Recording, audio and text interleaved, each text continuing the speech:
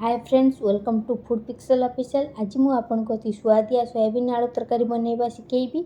मुझे गैस उपर कढ़ई को मीडियम फ्लेम रे रखी देछि। सेथिरे 2 चम्मच तेल पकाई देबा। सोयाबीन को प्रथम तेल रे भाजी नबा। सेथिरे लूण और हळदी दे 1 मिनिट पर्यंत भाजी नबा। गैस को सब बेले लो मीडियम रे रखिकी भाजी नबा। वर्तमान आमर सोयाबीन भल भाव भाजी हो जाइए। यह को आमे कढ़ई रु बाहर करदबा।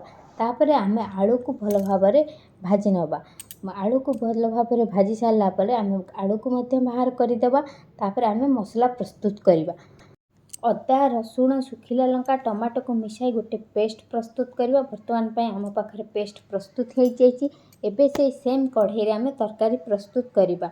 प्रथमे कढ़ई रे किसी तेल पकेबा। तेल पकई सारा पर तेल गरम होगा पर अल्प गोटा मसला देदेबा। लवंग गुजराती डालचीनी देदेबा। तापर गोटे तेजपत्र देदेबा। टिके ताकू भाजी नेबा। वर्तमान पियाज को मध्य सेथिरे ऐड करके भाजी नबा। पियाज टिके लाल पड़गले सेथिरे आमे प्रस्तुत करिथिबा अदा मसला पेस्ट को मध्य देदेबा। अदा मसला पेस्ट को आमे भल भाव जारी नबा। मसला को आमे जारिबा भितरे जो माने आम चैनल फूड पिक्सल ऑफिशियल को लाइक शेयर एवं सब्सक्राइब करना प्लीज लाइक शेयर एवं सब्सक्राइब कर दियंतु। तापर आमे टमाटो ऐड करदेबा।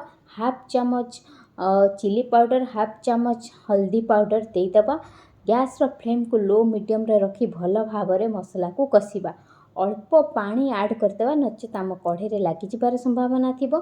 सोयाबीन आउ आलू को जो भाजिकी रखिथिबा ताकू मसला रे भल भाव कषिदेबा।